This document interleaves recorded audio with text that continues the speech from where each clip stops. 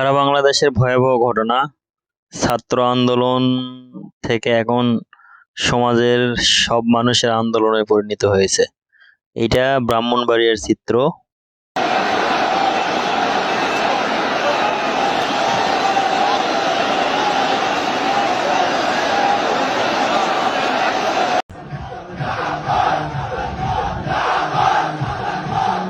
চেয়েছিলাম অধিকার, হয়ে গেলাম রাজাকার।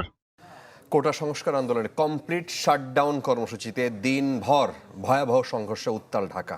উত্তরা রাত পেরিয়ে সকাল, সকাল পেরিয়ে দুপুর সন্ধ্যা, বারুদের গন্ধ আর মুহুর্মুহুর টিয়ার শেল, জবাবে ইট পাটকেল নিক্ষেপ। জ্বলছে রামপুরায় রাষ্ট্রীয় সম্প্রচার মাধ্যম বাংলাদেশ টেলিভিশন।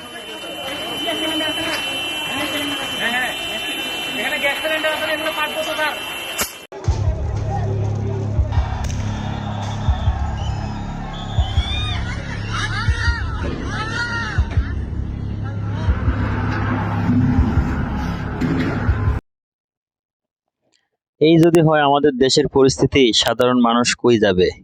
ছোট ছোট বাচ্চা, সন্তান, স্কুলের ছাত্র ছাত্রী, ভাই বোনেরা সবাই কোথায় যাবে? আসলে এর প্রতিকার কি হবে, এর পরিস্থিতি কি হবে, আমরা কেউই জানি না। তবে এই মুহূর্তে আমরা যারা প্রবাসী আছি, সবাই আল্লাহর কাছে দোয়া ছাড়া তো আর কিছুই করার নাই আমাদের।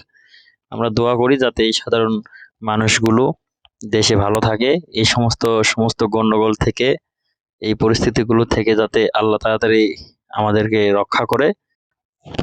আমরা সবাই মিলে দোয়া করি আল্লাহ যাতে এই পরিস্থিতি থেকে আমাদের খুব সহজেই বের করে নিয়ে আসে, ইনশাআল্লাহ।